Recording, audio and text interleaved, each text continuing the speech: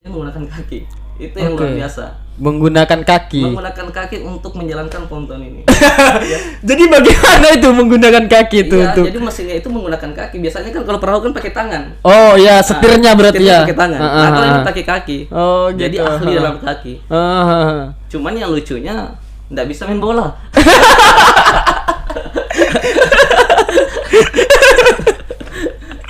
Jadi memang apa bedanya?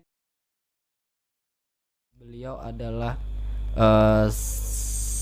salah satu juga pengusaha ponton dan salah satu juga pelaku ponton gitu ya. Iya. Mungkin ponton itu apa sih, sahabat Yusri? Ke sahabat-sahabat mungkin sahabatan channel nggak tahu ponton itu apa sih sebenarnya? Oke, sahabat channel. Jadi mungkin hampir orang Sangatta, bahkan orang yang pernah ke Sangatta itu pernah naik atau menikmati bagaimana indahnya ponton itu. Nah, ponton itu salah satu ikon yang seharusnya patut untuk diapresiasi dan untuk ditingkatkan oleh pemerintah. Karena kenapa? Di wilayah lain tidak ada, ya.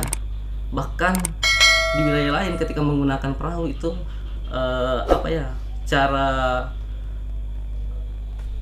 menaikinya itu menggunakan tangan mesinnya ya. Kalau ponton ini menggunakan kaki. Itu yang luar biasa. Menggunakan kaki untuk menjalankan ponton ini. Ya. Jadi bagaimana itu menggunakan kaki itu? Iya, jadi mesinnya itu menggunakan kaki. Biasanya kan kalau perahu kan pakai tangan. Oh ya, setirnya berarti setirnya ya. pakai tangan. Nah, kalau ini pakai kaki. Oh, gitu. Jadi ahli dalam kaki. Cuman yang lucunya nggak bisa main bola.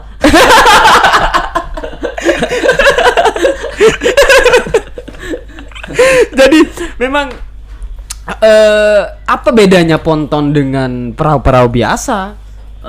Ponton ini ya tentunya sangat berbeda karena selain memiliki atap yang kemudian membuat para pelanggan nyaman, kemudian para pelanggan kemudian bisa melakukan transaksi jual beli dan sebagainya di ponton itu. Nah, ponton ini menggunakan 2 kapal. Jadi ada papannya, kemudian orang bisa ya sekitar 10 sampai 20 lah. Orang yang bisa menaikinya untuk menyeberang ke pasar ataupun menyeberang ke kecamatan sebelah, kecamatan Sangatta Selatan. Kalau misalnya dari kecamatan Sangatta Selatan bisa ke kecamatan Sangatta Utara. Jadi dia itu modelnya 2 perahu. 2 perahu yang digabungkan. Kemudian nantinya memiliki atap. Supaya nggak kepanasan. Mungkin nanti saya akan lihatkan di video ya. Iya, betul, harus diperlihatkan gambar netizen. supaya sahabat-sahabat semua khususnya di luar Kalimantan ya, atau khususnya di luar Sangatta gitu kan, bahwasanya ponton itu seperti ini. Ponton itu berarti 2 kapal digabungkan menjadi satu dan dikasihkan atap dan di cara setirnya menggunakan kaki. Luar biasa. Kalau sahabat-sahabat penasaran dengan apa itu ponton, nanti mungkin sahabat-sahabat terus saksikan video kami ya sahabat-sahabat semua. Oke sahabat Yusri, nah kita tahu kan hari ini oke, sebelum ke sana, penghasilan ponton berapa sih sehari? Jadi rata-rata lah. Nggak bisa dirata-ratakan juga. Nggak bisa dirata-ratakan juga. Karena ponton itu banyak. Berapa ponton di Sangatta? Hampir 10-an. 10 ponton. 10 penyeberangan. Nah, di satu penyeberangan itu ada yang 2 pontonnya, ada yang 1, ada juga yang 3. Nah, dari segi penghasilan itu tergantung pemiliknya ya. Ada yang menggunakan sistem bagi 2, ada yang menggunakan sistem bulanan, setoran bulanan, ada juga yang menggunakan sistem setoran harian. Setoran harian? Iya. Tergantung pemiliknya mau menggunakan apa gitu ya. Tergantung pemiliknya. Tapi kalau sahabat Yusri ini yang memiliki atau yang saya pekerja, operator. Oh, operator gitu. Yang bahasanya operator, kayak perusahaan. Jadi biasanya kalau saya ditanya kerja di mana, saya juga biasanya jawab KPC. KPC mana? Komisi Ponton Cool. Berarti ada anunya? Ada juga. Luar biasa. Apa tadi? KPC? KPC, Komisi Ponton Cool. Komisi Ponton Cool. Cocok kayaknya KPC, Komisi Ponton Cool ya. Oke, luar biasa sahabat Yusri ini. Berarti penghasilannya itu artinya tidak bisa dirata-ratakan ya. Dirata-ratakan. Biasanya dapat berapa deh kalau gitu? Intinya kalau khusus di tempat saya itu sistem setorannya saya rata-ratakan saja untuk pemilik mendapatkan sekitar 250 sampai 300 ribu. Itu sudah termasuk bensin. Nah, sisanya itu baru karyawan. Itu baru operator.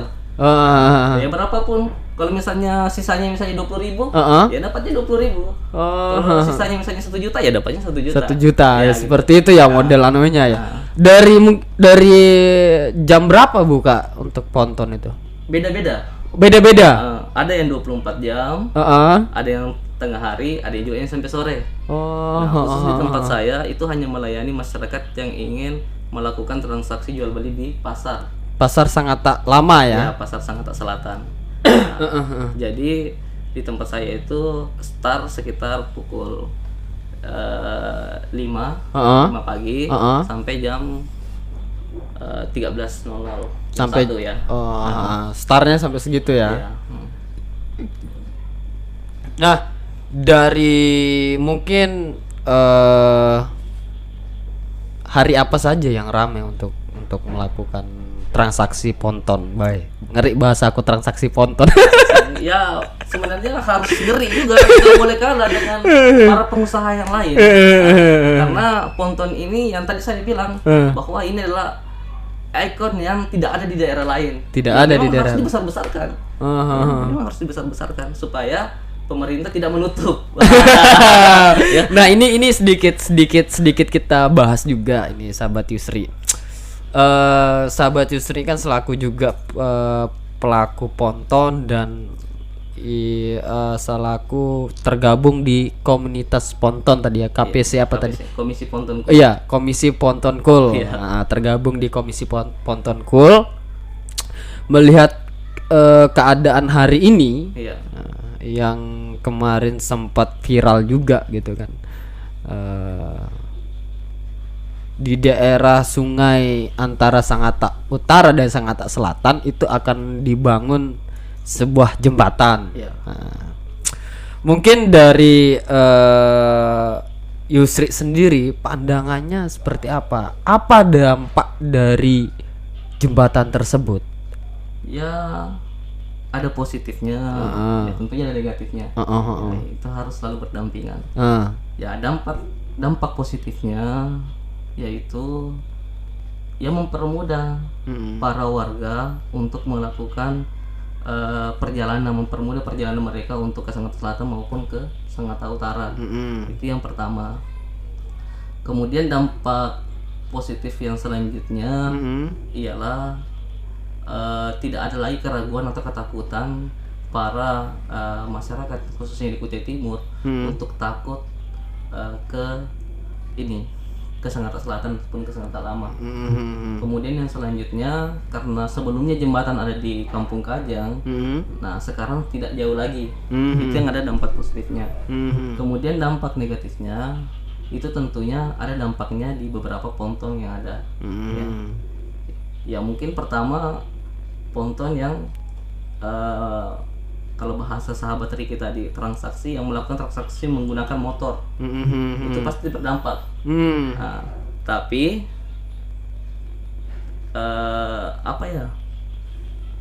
tidak ada aturan untuk menutup ponton. Jadi nanti pemerintah ya terserah, kalau misalnya ada rezekinya tetap jalan pontonnya. Kalau misalnya memang orang sudah komitmen untuk lewat jembatan ya mau nggak mau tutup, ya kan.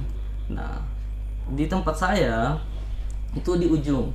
Ya kalau para sahabat channel yang sering ke Coto Makassar, itu tempat ponton saya itu jauh dari jembatan. Nah orang yang ingin ke pasar aksesnya dekat ketika lewat ponton saya ataupun ponton sebelah saya, ya itu dekat. Nah ketika ingin menyeberang menggunakan jembatan itu jauh aksesnya.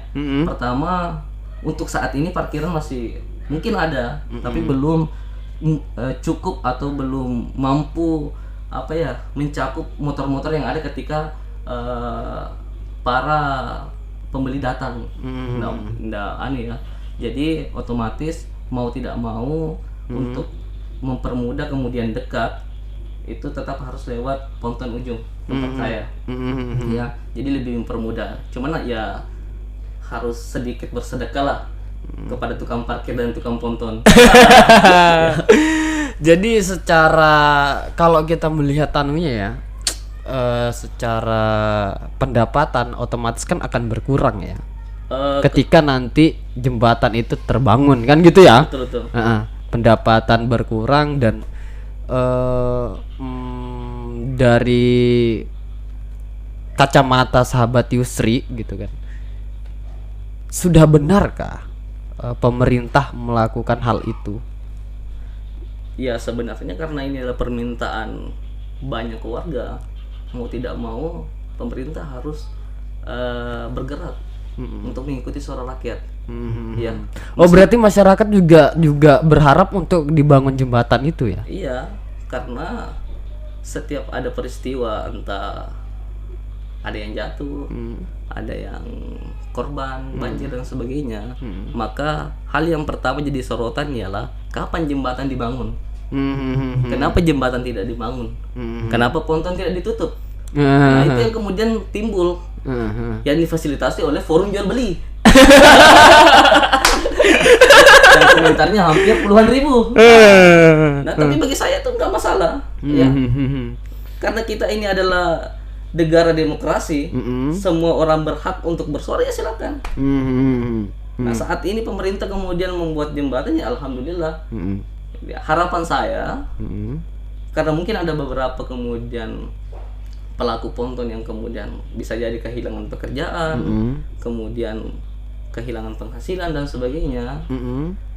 Harapan saya kemudian bagaimana kemudian ada tawaran dari pemerintah untuk para pelaku ini untuk ditawarkan pekerjaan, ya khususnya yang kena dampak. Ya, kalau saya tidak tahu kena atau enggak, ya intinya bagi pelaku yang terkena dampak, harapan saya itu ada kemudian semacam tawaran dari pemerintah untuk pekerjaan, ya. Jangan sampai karena adanya jembatan kemudian banyak kemudian orang yang kehilangan pekerjaan, termasuk para pelaku ponton motor itu, ya, karena otomatis orang pasti lewat jembatan. Ya jelas, karena kan lebih simpel. Iya, lebih simpel.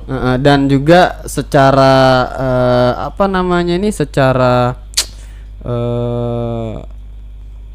secara resiko kan kurang, ya kan? Resikonya kurang, kemudian pengeluaran kurang juga.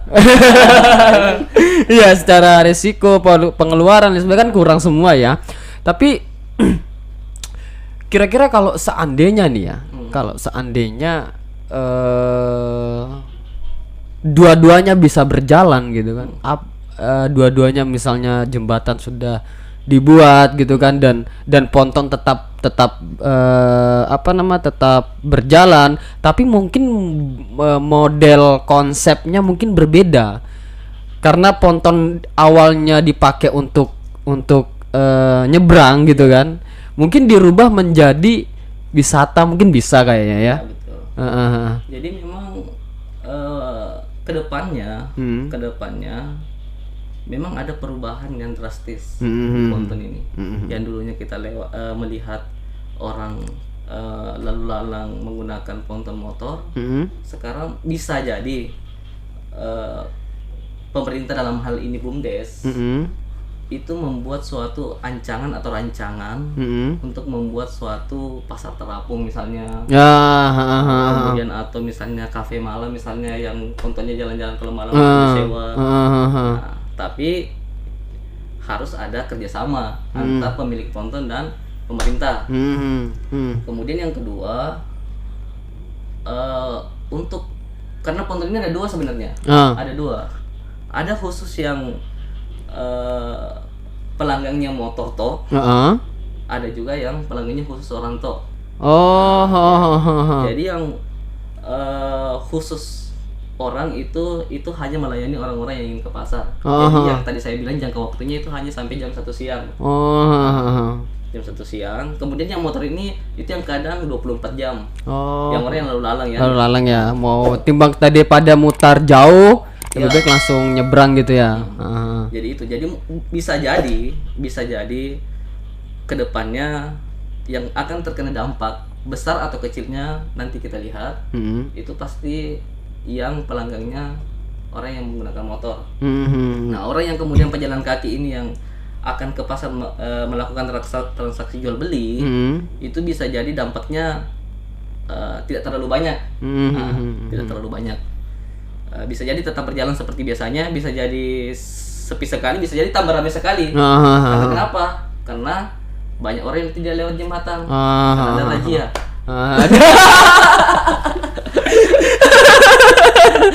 Kalau ada razia lebih asik kayaknya ya. Iya, kalau jadi di jembatan lewat ponton semua lagi. Nanti di ponton razia lagi. Jadi itu ya sahabat-sahabat semua, terkait sebelum saya tutup sahabat Yusri, mungkin ada pesan ke sahabat-sahabat pemuda, sahabat-sahabat penonton sahabatan channel, mungkin pesan-pesan untuk para atau anak muda hari ini harus ngapain seperti itu. Mungkin silakan sahabat Yusri. Oke, para sahabat channel, para pemuda yang memiliki semangat tinggi, semangat juang untuk membuktikan bahwa bukan hanya para petua yang memiliki uang yang banyak, tapi para anak muda juga harus memiliki tabungan untuk menjamin masa depannya lebih baik. Ya. Saya seringkali mengatakan bahwa bekerja itu bukan soal hasil, tapi bekerja itu soal komitmen. Ya. Kita bekerja berapapun hasilnya besok bisa dicari. Tapi ketika komitmen kurang, rasa malas kurang, hari ini kerja besok enggak, hari ini kerja besok enggak, itu bahkan bisa menimbulkan rasa malas. Bisa jadi hari ini enggak lagi. Ya. Kemudian yang kedua, saya juga memiliki suatu anggapan bahwa berjuang itu tidak mesti harus tidak mesti harus melihat untung dan ruginya. Tapi bagaimana kita tetap bisa jalankan saja terus. Entah kita rugi hari ini, entah hari ini untung, yang penting jalan terus. Soal rezeki ada yang ngatur. Soal rezeki ada yang ngatur. Soal rezeki ada yang ngatur. Intinya ketika ada hasil sedikit, bersedekahlah. Karena sedekah itu, kalau untuk saya pribadi, itu ibaratkan hasilnya itu luar biasa, khasiatnya luar biasa. Ya. Dan mungkin para teman-teman yang memiliki pengetahuan Islam yang tinggi itu paham bahwa orang yang bersedekah 1.000 ya bisa jadi besoknya mendapatkan 10.000. Wah, dilipat jadi 10 ya. Ya. Oke, itu ya dari sahabat Yusri, pesan dan juga tadi motivasi sedikit dari sahabat Yusri. Sebelumnya saya ingatkan lagi sahabat-sahabat semua, jangan lupa untuk subscribe ya channel sahabatan ini, dan jangan lupa juga di like, komen, dan share ke sahabat-sahabat semua agar sahabat-sahabat semua bisa tahu apa sih sahabatan channel itu, apa sih yang mereka bahas. Nah, terus saksikan terus kami dan jangan lupa di subscribe. Salam sahabat. Oke.